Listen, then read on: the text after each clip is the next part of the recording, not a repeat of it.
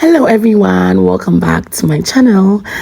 It's so good to have you here. This week I'm making Nkate cake or peanut brittle. This is a sweet treat that is enjoyed by all in Ghana. So I'm going to walk you through the process. It's so easy, so let's get right into it. So to make this, you need granules, roasted granules. I bought this from the markets. This is about 4 cups of granules. So when you get that, you remove the skin off of it.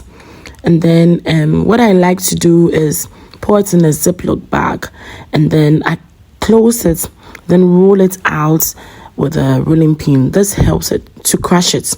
I do this because I don't like my granules too fine in my Nkate cake. I prefer to have some texture still in it. So if you want your granite fine, you can just blend it or pound it, okay? Just so that it gets it very fine. But that's how I like it. So when I've done that and I've gotten the preferred texture that I want, I pour it back in a bowl and then put some sugar in a pan.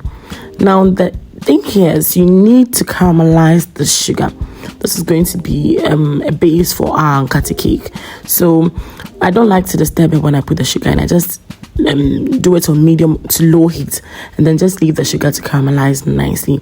I also like to add some salt to it, and then later on I'll come and add the granules. Now, if you don't like sugar, this is not as sweet for you because you need the sugar to actually mold the granules, if I do say so, the crushed granules. So once it has caramelized, I add the crushed granules inside, and then I'll stay until everything is well incorporated, okay? So once I get it to that point, I take it out. I'm going to put it back on my rolling board and then roll it out. Now, if you have clusters of it that are not really together, you just pat them together and then roll it out evenly, okay? You have to work fast at this point because it's caramelized sugar. I know how fast it hardens. So once it's rolled out evenly, then I'll cut it to my desired shape. The most common way that these are cut out are in a diagonal way. So the shape you eventually get is a rhombus. You see that shortly.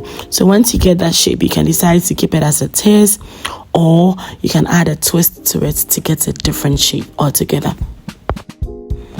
Nkate cake is not exclusive to any tribe in Ghana. I think it's a treat for all granite lovers, okay? This is usually served at weddings, parties. It's part of the local snacks that are made. So eventually I'm going to have a series of locally made sweet treats in Ghana. So you have to look out for that, okay?